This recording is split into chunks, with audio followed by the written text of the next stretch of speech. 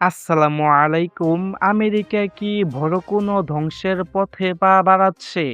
Donald ট্রাম্পের একটি জেদি সিদ্ধান্ত কি হাজার হাজার মার্কিন সেনার মৃত্যু ডেকে আনবে?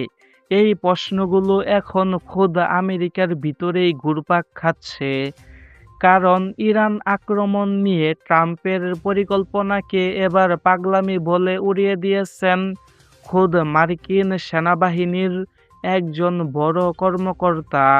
তো চলুন বিস্তারিত জানি। ঘটনাটি আসলে কি?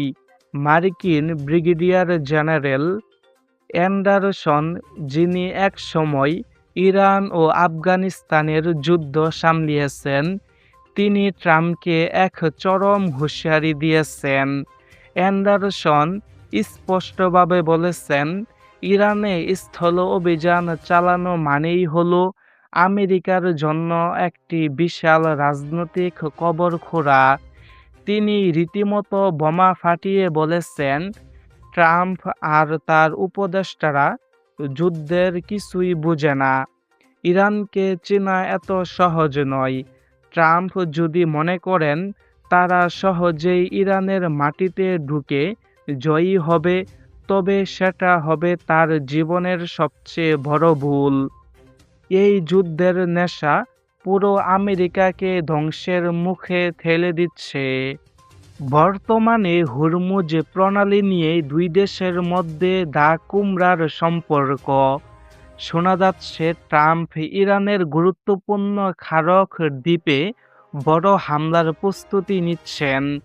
কিন্তু জেনারেল অ্যান্ডারসনের দাবি, এমন বাজে সিদ্ধান্ত নিলে কেবল পরাজয়ই আসবে না, বরং হাজার হাজার আমেরিকান সেনাকে নিশ্চিত মৃত্যুর মুখে ঠেলে দেওয়া হবে।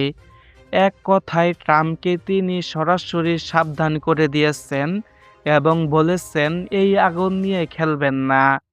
তাহলে প্রশ্ন থেকেই যায়, নিজের সেনার কথা কি শুনবেন ট্রাম্প, নাকি জেদের বসে মধ্যপ্রাচ্যে নতুন এক মহাযুদ্ধ শুরু করবেন?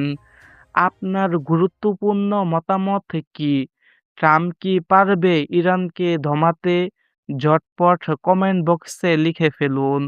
তো আজকের এই ভিডিওটি এই পর্যন্তই। ভিডিওটি ভালো লাগলে লাইক, কমেন্ট এবং শেয়ার করতে ভুলবেন না।